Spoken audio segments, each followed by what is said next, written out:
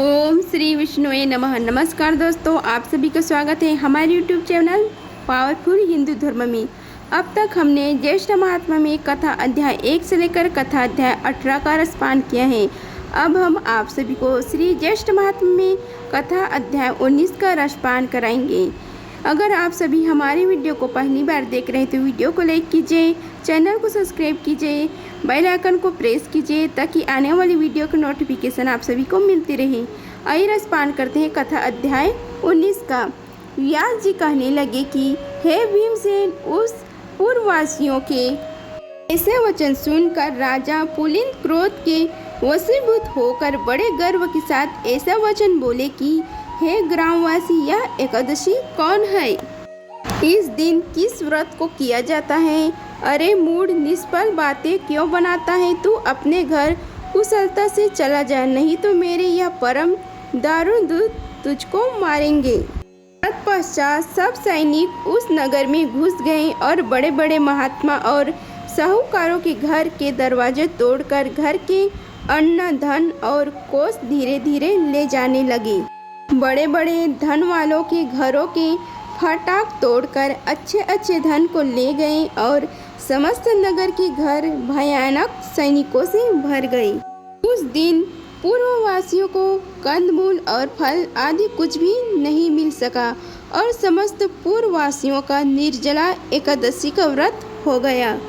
सूर्य नारायण अस्त हो गए और नगर के बालकों तक को जल भी नहीं मिला और नगर में बड़ा हाहाकार होने लगा। स्वर्ग में भगवान श्री हरि विष्णु सहसा उठकर खड़ी हो गए तथा गरुड़ जी को बुलाकर उनके कान में बहुत सी बातें समझा दी तथा गरुड़ जी का सवारी कर शीघ्र ही उसी नगर को गए और वहां जाकर विधि प्रकार की सेना की रचना की।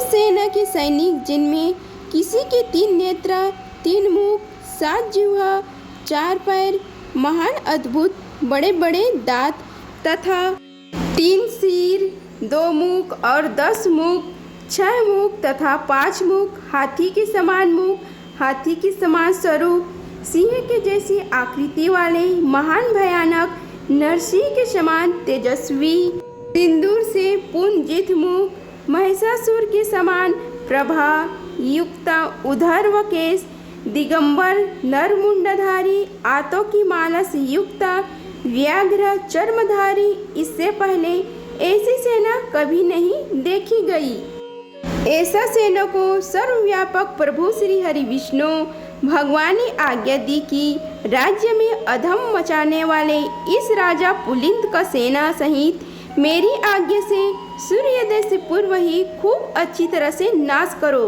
भगवान श्री हरि विष्णु की आज्ञा को श्रोधार कर वह भगवान विष्णु की सैनिक दल शत्रु सैनिक में घुस गए और शस्त्र प्रहार तथा वध करने लगे, जिससे बड़ा कोलाहल मच गया तथा अग्र को कुछ लोग भक्षण कर गए और वीर लोग भाग रहे थे, उनको पैरों से पकड़कर नीचे गिरा दिया गया। इस प्रकार पैदल सेना की बहुत से वीर मार दिए गए और बहुत से खा लिए गए।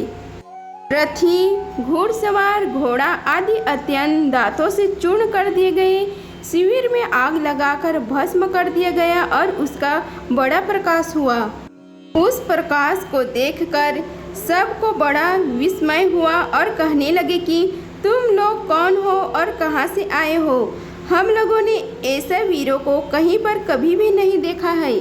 अतः उनको मनुष्य न समझकर सब सैनिक भागने लगे।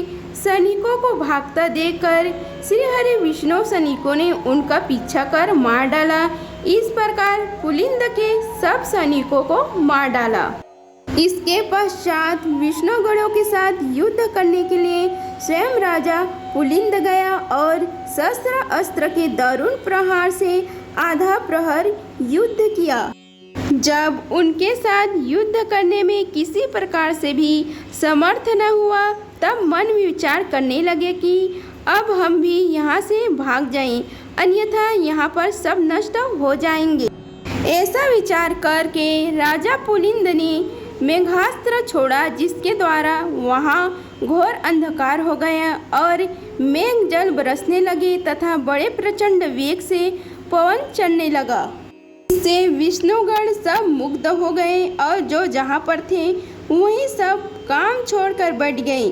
ऐसा समय देखकर राजा पुलिंद घोड़ों पर सवार होकर सहसा वहाँ से चल दिया। जो सैनिक बच रहे थे वे भी राजा के साथ चले जाने पर वहाँ से चल दिए।